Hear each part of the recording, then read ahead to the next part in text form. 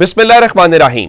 लाखों करोड़ों दुरूदो सलाम मोहम्मद मुस्तफ़ा सल्लल्लाहु अलैहि वसल्लम और आले मोहम्मद पर। मैं हूं उमर दराज गोंदल। आज जस्टिस तारिक जहांगीरी और जस्टिस सरफराज डोगर वाला मामला भी अपनी जगह के ऊपर था और जस्टिस बाबर सत्तार जो हैं उन्होंने नया कटा खोल दिया है और उन्होंने सीधी सारी जनरल साहब की छुट्टी करवा दी है।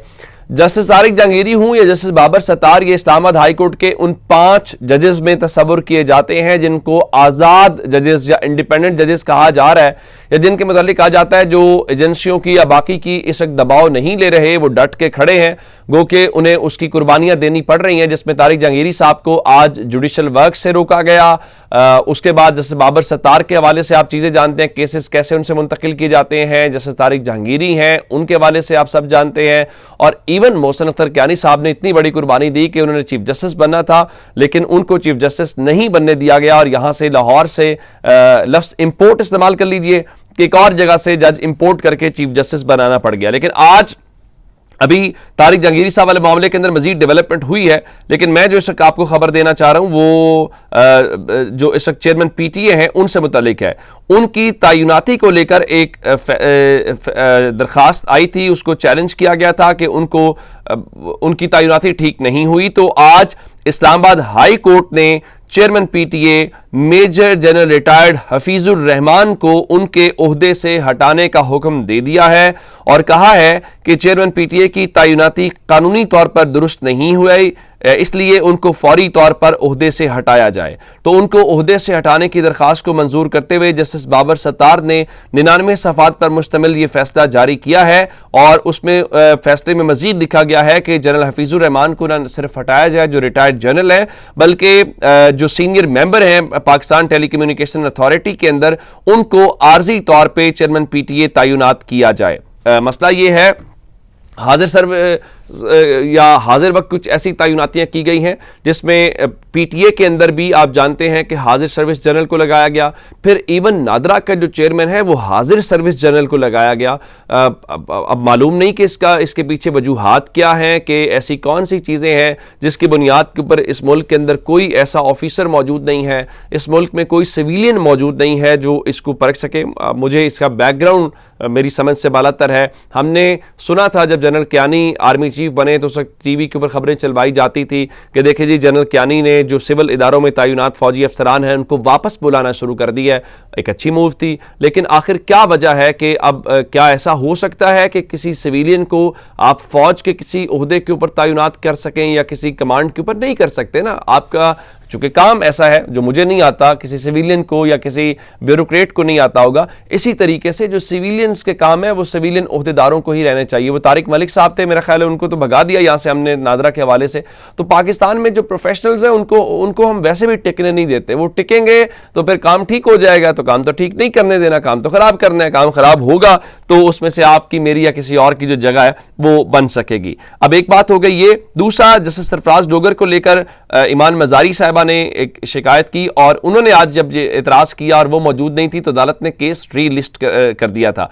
तो अब ईमान मजारी साहिबा जो है उनका लाइसेंस मनसूख करवाने के लिए इस्लामाबाद बार काउंसिल के अंदर एक शिकायत दायर की गई है और उसमें कहा तो यही गया ना कि आप ये उनका लाइसेंस मनसूख करें, वो रियासत मुखालिफ और इस किस्म की चीजें। और मजे की बात यह है कि जो इसके दरखास्त कुनिंदा है वो एडवोकेट अदनान इकबाल हैं। अच्छा, ये अदनान इकबाल जो हैं वही शख्स हैं जो 9 अप्रैल 2022 को अदम एतमाद की रात को इस्लामाबाद हाई कोर्ट में एक दरखास्त लाए थे और उस दरखास्त में इस्तदा ये थी कि इमरान खान को सख्त आर्मी चीफ जनरल बाजवा को उनके ओहदे से हटाने से रोका जाए। तो अब वो रोक पाए या नहीं रोक पाए, अब ये जो साहब हैं वो इस सिलसिले में एडवोकेट अदनान इकबाल वो चीज़ लेके आ गए हैं। तो मेरा ख्याल है जो लाइन है वो समझ आ जाती है कि ये एक इंतहाई मुहिब वतन शहरी हैं जो कौमी मफाद के अंदर इंतहाई अहम दरख्वास्त जो है वो सामने लेकर आए हैं। अच्छा, तारिक जहांगीरी साहब के हवाले से जी कुछ अहम डेवलपमेंट्स हैं। तारिक जहांगीरी साहब जो हैं उनको जुडिशल वर्क से चूंकि रोका गया है। और मजे की बात यह है कि आज मियां दाऊद जो इस केस के अंदर दरखास्त गुजार हैं वो पेश नहीं हुए थे, और उनके जो नुमाइंदा वकील थे तो उन्होंने आज मेडिकल इमरजेंसी के बायस इल्तवा मांगा था, जिसका मतलब होता है कि आप केस को आज एडजर्न कर दें तो हम कल आएंगे, तो कल अपनी जो इस्तदा है या जिस भी तारीख पे अदालत केस रखेगी, तो अदालत ने उनको भी कहा कि हम अभी कुछ नहीं कर रहे, और बार काउंसिल्स को भी कहा कि हम अभी कुछ नहीं कर रहे, अभी तो ज़ेर इल्तवा होने का फैसला होना है और हम बार काउंसिल्स को सुनेंगे। और उसके चंद घंटे के बाद ही जस्टिस तारिक जहांगीरी साहब को काम से रोक दिया गया।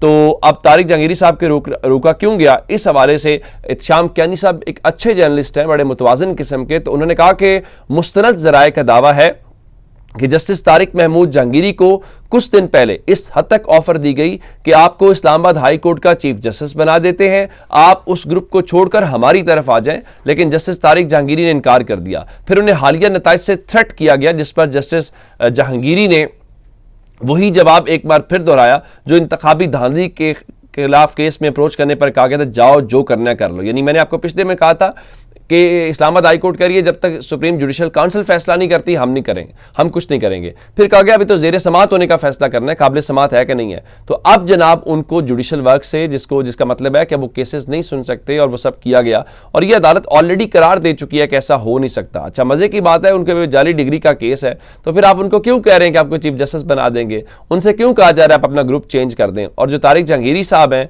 वो जज बनने से पहले डिप्टी प्रोसिक्यूटर जनरल रहे, डिप्टी अटॉर्नी जनरल रहे, एडवोकेट जनरल इस्लामाबाद रहे, और इवन तहरीक इंसाफ के दौर में नहीं रहे। तो उस वक्त उनकी डिग्री का कोई मसला नहीं था। तो अब जब आपको ये लगता है कि वो जरा उस तरफ चले गए हैं या आपकी बात नहीं सुन रहे, तो अब आप उनको ये कर रहे हैं। तो अब इतलात ये है कि जो इस्लामाबाद के अंदर ताले लगने वाली बात है वो ये है कि तारिक जहांगीरी साहब जो हैं, चूंकि उनको काम से रोका गया है, उनका बुनियादी राइट वायलेट किया गया है, तो इत्तलात के मुताबिक जैसे तारिक महमूद जहांगीरी का जो ये डिवीजनल बेंच का हुक्म है उसको वो सुप्रीम कोर्ट में चैलेंज करने का इरादा रखते हैं, और तहरीरी हुक्मनामा मिलने के बाद उनकी अपील तैयार की जाएगी। बिल्कुल उन्हें सुप्रीम कोर्ट में जाना चाहिए, ये उनका राइट है, और ये बिल्कुल डोगर साहब की कोर्ट ने जो फैसला दिया ये एक गलत फैसला है और ये मुनासिब फैसला नहीं है। इसको तारीख कूड़ेदान में फेंकेगी और ये तारीख लिखेगी कि किस तरीके से जस्टिस डोगर जिनको स्पेशल लाया गया था, उन्होंने एक आज़ाद एक अच्छे जज को सिर्फ इस बुनियाद के ऊपर के वो एस्टैब्लिशमेंट के काबू में नहीं आ रही है किया है। तो मेरा ख्याल है तारीख उस चीज़ को ज़रा ठीक तस्वुर नहीं करेगी। अच्छा, इस बारे में अब इत्तलात ये हैं कि अब से थोड़ी देर पहले इस्लामाबाद बार काउंसिल जो है उनकी जानिब से कुछ वहाँ पे प्रेस कॉन्फ्रेंस की गई और वो ये कह रहे हैं कि कल वो इस्लामाबाद हाई कोर्ट और डिस्ट्रिक्ट कोर्ट्स के अंदर एहतजाज करेंगे। अब देखना यह है कि कल वकला का जो एहतजाज है वो कितना मौसर होता है और वो मेक श्योर कर पाते हैं इस एहतजाज के हवाले से कि नहीं कर पाते। ये मेरे ख्याल से एक असल बात होगी और ये उनके ऊपर भी होगा कि आप कैसे रिस्पॉन्ड करते हैं। फिर आज अडियाला के बाहर वही सूरत हाल थी जी, गंडापुर साहब अपनी काबीना के साथ पहुंचे हुए थे और अलीमा खान जो हैं वो भी पहुंची हुई थी, और इवन आज पता चला कि जिन खवातीन ने उनके साथ बदतमीजी की थी या अंडे शंडे फेंके थे आज एक बार फिर पहुंच गई, लेकिन आज पीटीआई ने उनको पहले ही पकड़ लिया तो फिर भागने में कामयाब हो गई। तो अलीमा खान ने कहा मुझे ये अंडे मारे बदतमीजी करें हमें फ़र्क नहीं पड़ता, इमरान खान का पैगाम बहुत मजबूत होता है, वो पैगाम हम पहुँचाएंगे, मकसद ही उस पैगाम को रोकना है। उनका असल में ये अवाम से डरे हुए हैं। तो जब उनको रोका गया तो फिर गंडापुर ने कहा कि बहनों को जाने दो, बहनों को क्यों रोक रहे हो, चलो हमारा तो लिस्ट में नाम नहीं होगा, लेकिन आज मुलाकातों का दिन है उनकी फैमिली की हवाले से, तो उनको तो ज़रूर करने दे, लेकिन मकसद अलीमा खान को रोकना है। और अलीमा खान को जब आप क्यों रोक रहे हैं, इसलिए रोक रहे हैं कि वो पैगाम बाहर ना जाए। चूंकि जजेस के हवाले से बहुत बात हो रही है, तो मैंने आपको बताया था कि सुप्रीम कोर्ट ने एक नोटिफिकेशन जारी किया था जिसमें कहा गया था कि वो रिटायर्ड जजेस को 3-3 सिक्योरिटी एहलकार देंगे, न सिर्फ रिटायर्ड जजेस को बल्कि उनकी फैमिलीज को, जिसमें बहुत तनकीद हुई। तो आज माशाल्लाह से सुप्रीम कोर्ट ने क्लैरिफिकेशन जारी की है और कहा जी सुप्रीम कोर्ट के रिटायर्ड जजेस को तो सिक्योरिटी मिलेगी, लेकिन फौत होने वाले जो जजेस की बेवा है अब उनको सिक्योरिटी नहीं मिलेगी। और गलती से ये खत में शामिल हो गया था जो उन्होंने वजारत दाखिला को लिखा था। तो अब सिर्फ जी जो रिटायर्ड होने वाले जज हैं उनको ताहयात सिक्योरिटी मिलेगी, 3 सिक्योरिटी एहलकार जो हैं उनके साथ रहेंगे। बाकी आपको जनाब याह्या अफरीदी यही कहेंगे कि देखे जनाब मेरी वजह से हमने प्रोटोकॉल कम कर दिया। तो अब तक की अपडेट्स अपना बहुत सारा ख्याल रखिएगा। खुदा हाफिज।